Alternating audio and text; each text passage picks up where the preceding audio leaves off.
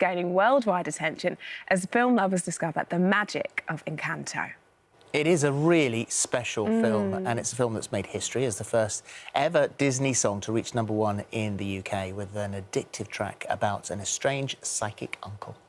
Oh, it is just so brilliant, and we're joined now by Stephanie Beatriz, who plays lead character Mirabel. Good morning to you. Hi. I have to say, we said earlier, you've seen the film. I watched it last night with my children, and it's absolute magic. It really, really is. I cannot take all the credit, but I will since I'm sitting here. Yes, you do that, girl. You do that. And I think, but for my kids, it's very rare that a film comes on and there are lots of characters that look like my children or look like their auntie or their uncle, and I really saw them engage in a really different way, which was really special for me, actually. That's really amazing to hear, and I'm hopeful that a lot of families around the world are feeling that way when they're watching it, because it does show this family and all the different shades of this family. And I think it'll sort of give people a peek into Latino culture and all the ways that we can look, and also into Colombian music. I mean, the fact that we don't talk about Bruno as #1 on the charts in the UK is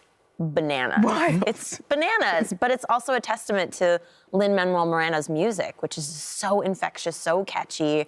I think people are really falling in love with the movie on a different level. Yeah, well, it's for sure. first time an original Disney song has ever gone to #1 on the UK charts, and I think the charts have been running for about 70 years. 70 years. So that really is, something pretty special. But it's a special movie on all sorts of different levels, because sort of very briefly, it's this wonderful enchanted house and this wonderfully blessed family, and there's a candle in the house that for every child in the house, it grants them a gift. And then with Mirabel, she's the only child it doesn't give a gift to. Yeah, she's the normie in the family of gorgeous talents, and she's the one that sort of is like, hello, and I think a lot of us can identify with that feeling. I mean, I think many of us, whether we say it out loud or not, feel like an outsider, and sometimes even feel like an outsider in our own families, feel misunderstood, feel like we're not really seen, don't feel special,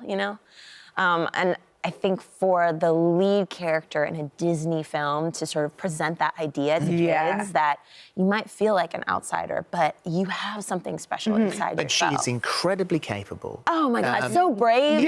She doesn't need a sidekick, because there's always a sidekick in a Disney movie, so she doesn't have a sidekick. And there's brilliant humour. Oh, thanks. Well, I will take credit for some of that, because there was some improvisation that got into the film, which is really fun to see. But also, it's a brilliant script by Charisse Castro-Smith and Jared Bush, and the film is like, I really feel like it's one of those movies that you're going to be able to watch over and over with your family, and I think it's really joyful. Yeah. And I do agree that it's quite funny. It's quite a funny script. Yeah. And I always wonder as an actor, because I wonder, obviously you do your thing, but voice work is a sort of really different part. Oh, totally. Of your skill, isn't it? And I wonder, is it something that really, obviously Disney is like, the bells and whistles are there, and it's really exciting. Yeah. But would that be your favourite part of what you do, voice work? I mean, I think my favorite thing about voiceover acting is that you're really only limited by your imagination, right? And it really is the thing that you see little kids doing to the film, really, like putting themselves in it and imagining, and like that's what voiceover acting is to me. It's different, for example, than like film acting or stage acting, in that like in stage acting it's all about the whole picture of what you're doing, and in voice it's just you can close your eyes and have the headphones on and imagine yourself anywhere you want to be. Because I always imagine that might be a bit lonely, because you're maybe in this booth with a microphone, and you've got the team on the other side of the glass, and you're essentially creating something, but within the confines of who she is and what you can see. I didn't find it lonely at all. I mean, it was strange to do it during the pandemic, because everyone's on a little Zoom box. You've got Lin-Manuel Miranda right here, and then you've got your director here, and then everyone's in their little box. But it felt really like a family process, and it felt really unified. And I think that that's a testament to our directors and what they're able to do, because everyone does record by themselves, and yet you hear it all. I mean, some of our actors were recording in Colombia, Wow. both of the actors that start the song for Bruno, both of them live in Colombia. And that song, when you hear them together, it sounds like they're in the same room singing together, you know?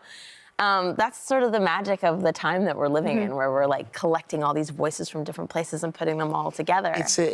Well, what a collaboration. I mean, it is brilliant. You're also over here because you're in a play at the Gielgud, and you're with Giovanna Fletcher. Yes.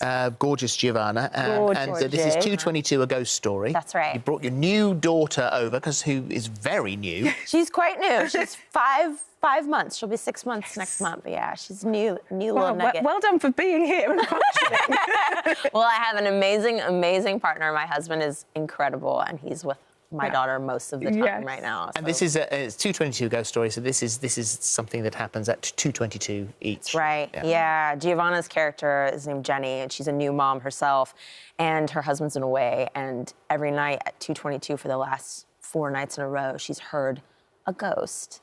And so the whole play takes place over the night, and whether or not there's like a little dinner party, and is there a ghost in the house, is there not? It's really beautifully done by Danny Robbins and directed by Matthew Dunster, who's just brilliant.